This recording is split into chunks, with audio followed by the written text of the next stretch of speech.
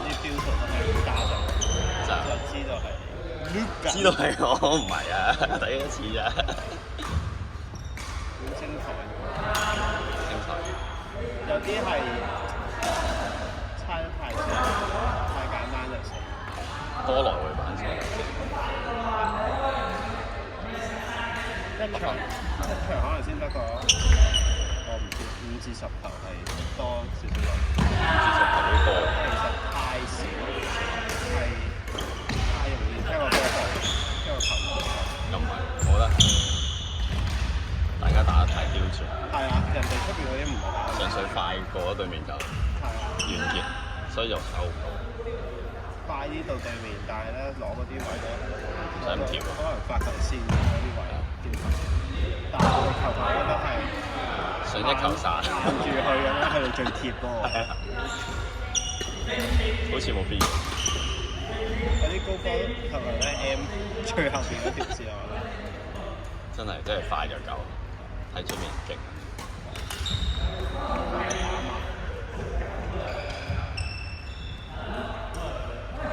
但唔係喎，我意識係快，但係影出嚟係慢，最快。因為其他人嘅節奏都唔同。其實對我嚟講，嗰個節奏要係我特登將個節奏拉慢，等我有中間去回氣。帶住成。係比較快咗入節奏嚟。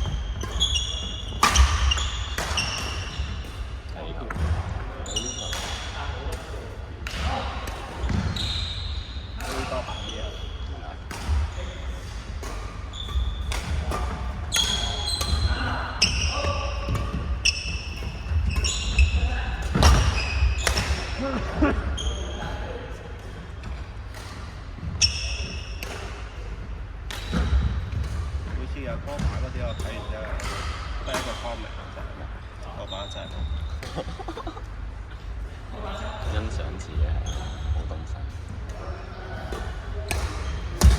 都會喎，會分析自己動作。我覺得要分析個動機。動機啊！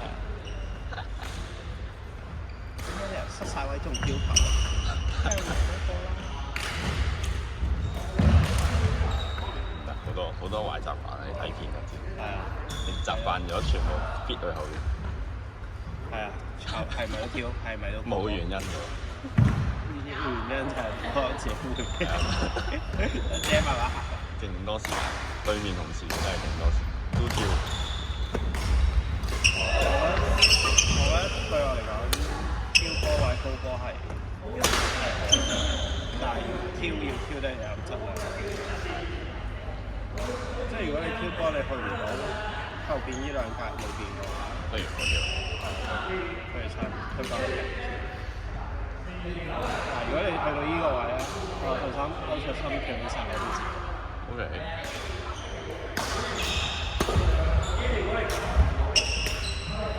同埋你推得多咧，內接波多咧，突然整個高波位都好啊。啊。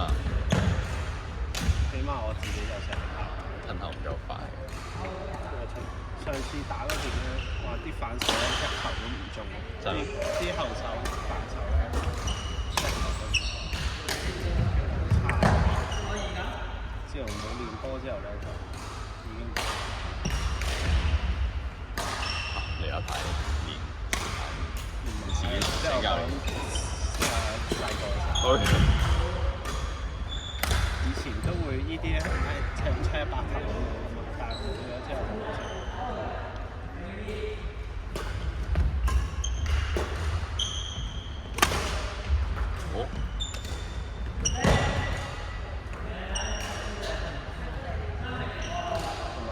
好耐冇羽毛開添。就係呢啲。嘅。呢啲歐嘅係咯。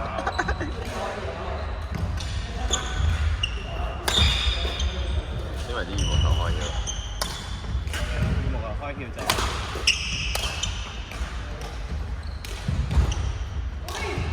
我覺得阿凡都令我開竅一次嘅，佢俾唔知係咪阿凡風咧，唔知邊呢會係人嚟風。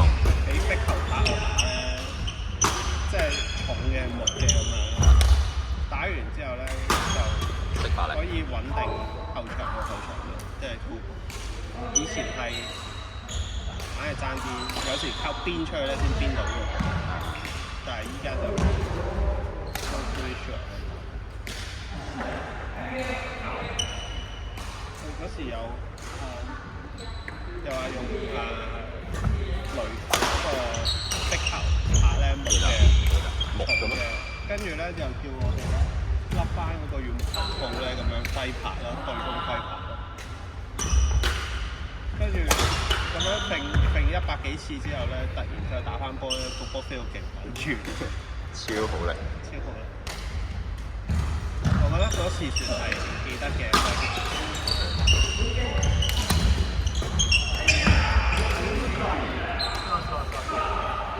嚟個 stage 2開竅。好型啊！急加爆咗。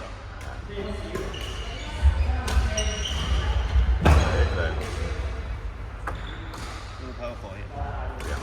世界第一，周圍宣傳。